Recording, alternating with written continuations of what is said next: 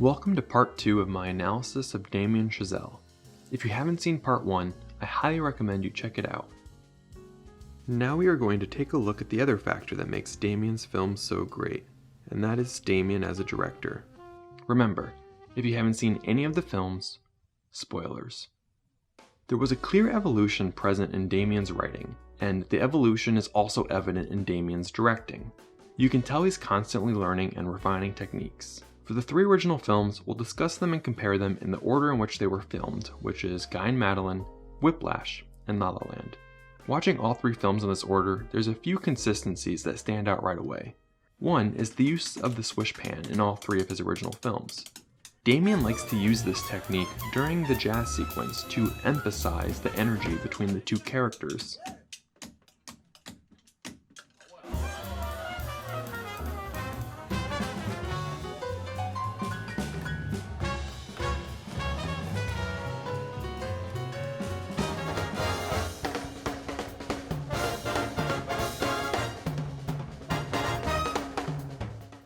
But aside from those initial thoughts, let's look at something Damien consistently puts a lot of thought into: the character's eyes.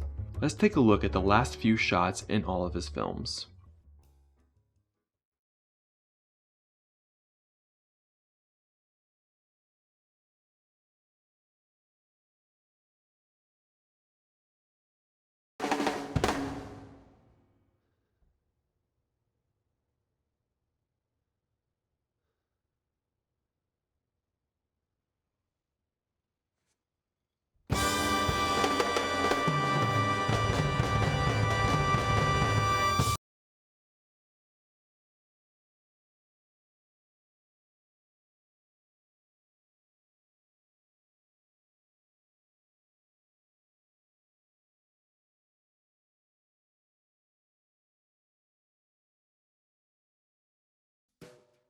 This is something Damien does a lot. He's obsessed with the eyes of the characters.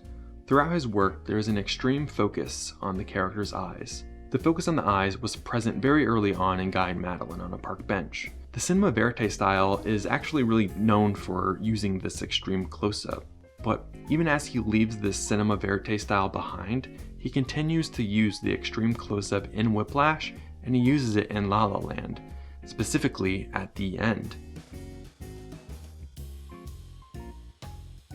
Damien understands you can say a lot using only the eyes of the characters, but it goes far beyond any expository dialogue you could write. He understands the impact of it, and he consciously decides to use it at the end of all of his films. Let's take a look at another example. Let's say you have a main protagonist who survived a death-defying mission. He returns home and is reunited with his wife. Both he and his wife have been faced with death and hardship the entire duration of the film. How would you capture the emotion of their reunion? Well, let's see how Damien would do it.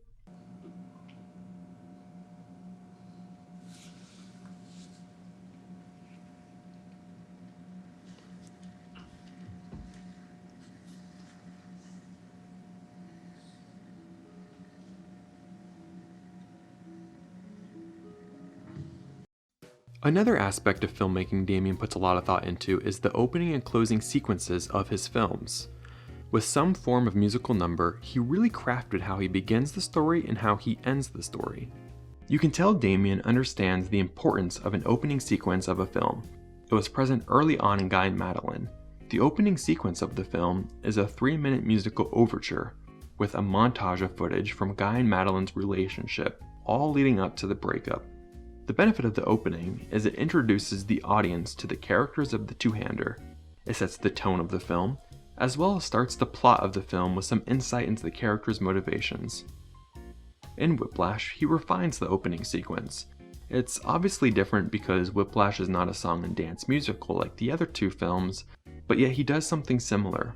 While introducing both characters of the two-hander, instead of a big musical number, it's of Neiman practicing the drums. While practicing, Fletcher hears him and they have their first interaction, and Fletcher pretty much begins his psychological torture. We get a glimpse into the characters' motivations, the tone of the film is set, and Damien foreshadows this drum solo to come at the end. In La La Land, he settles on it becoming more of a technical masterpiece, and a tool to set the stage for the tone of the movie, rather than a plot device like in Guy and Madeline or in Whiplash. The sequence has really nothing to do with the characters, yet it becomes even more magical. While leaving the characters out of the opening musical number, La La Land comes out the gate saying, hey, this is a musical, but more importantly, letting you know how the film is going to feel. It's setting the stage for the magic and realism of Los Angeles, and it does nicely transition into the story of the two characters. Now, let's visit the final scenes of the original movies. In Guy and Madeline, the final scene is a 3-minute trumpet solo that Guy plays for Madeline as she is packing up and getting ready to move to New York. In Whiplash, the final scene is Neiman's 8-minute drum solo at the JVC Jazz Festival. And in La La Land, it ends with Sebastian's piano solo, a beautiful dream sequence playing out the alternative ending if he and Mia had stayed together.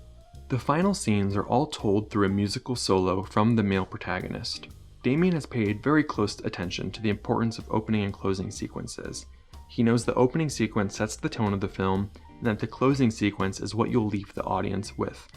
He uses music in all of the sequences, and he's refined them to become an effective storytelling tool as well as be able to stand alone as beautiful moments in cinema.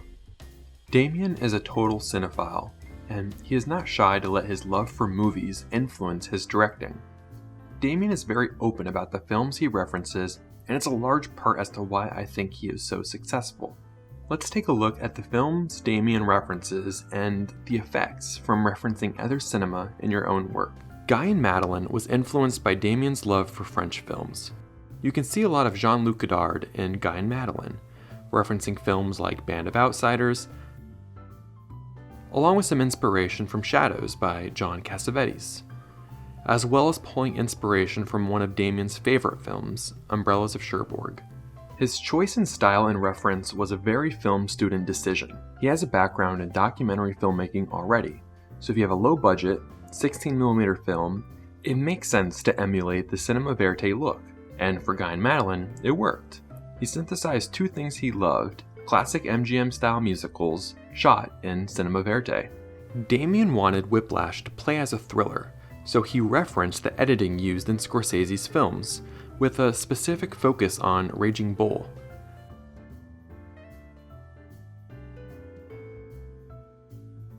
There are parallels of Fletcher and Neiman to other characters, such as Drill Sergeant Hartman and Private Lawrence in Full Metal Jacket. La La Land was influenced by classic CinemaScope musicals, Singing in the Rain being a key reference for the film. You can see a lot of the influence in Ryan Gosling's performance for A Lovely Night, as well as the big dream sequence at the end of the film. La La Land also references West Side Story, with Mia's glamorous getting ready number, as well as taking notes from Damien's favorite film, Umbrellas of Cherbourg. These are just a few examples. It's hard to pinpoint all the references, but these specifically are references that Damien consciously made and has admitted to. It's always a weird dilemma. As a creative and filmmaker, you want to be as original as possible, but there's a valuable benefit from studying great cinema and replicating it in your own work. Picasso said, "Good artists copy, great artists steal," and that's never been more true in cinema. Many of the greats openly acknowledge the films they've ripped off. Damien is not shy to making references and allowing films to influence his work. He had Singing in the Rain playing on the set of La La Land, and he had Raging Bull playing on loop in the editing suite while working on Whiplash. What's really unique is, while you might think people will call you out for ripping off other pieces of classic cinema, it usually always comes back as a compliment. Here's Damien's thoughts on that. Yeah, it's funny how much compliments you can get by thoroughly ripping a director off. I've always been a big believer, and to me Scorsese is the greatest example of this, that it's okay to rip off, that you got to rip it off though. You can't just borrow. You can't just try different clothes on. It's fine to plunder people's houses, but steal it for yourself and steal it. Don't give it back. And I think that's what Scorsese, shamelessly does in his movies, and it's what makes them amazing. There's such a love of cinema in those movies, and that at least is, certainly I came to movies through a love of movies. So the movie buff in me informs the movies that I want to pillage from. That being said, I believe the formula to great original work is something you love that's unique only to you, plus the thing you love that inspires you, and you will end up with original content. But a lot of creatives think you can't source inspiration. There's a pressure to be 100% original because no one likes people who rip off. But so long as you synthesize the two, like how Damien does, I think it can really elevate your own work. So, what is it that makes Damien's films so great? Well, there's a lot that we covered, and it goes to show how much it actually takes to make a successful movie. And while there's no clear-cut formula to making a great film, here are some of the things that I think worked really well for Damien Chazelle. Consider focusing on characters' eyes when you're trying to capture a lot of emotion.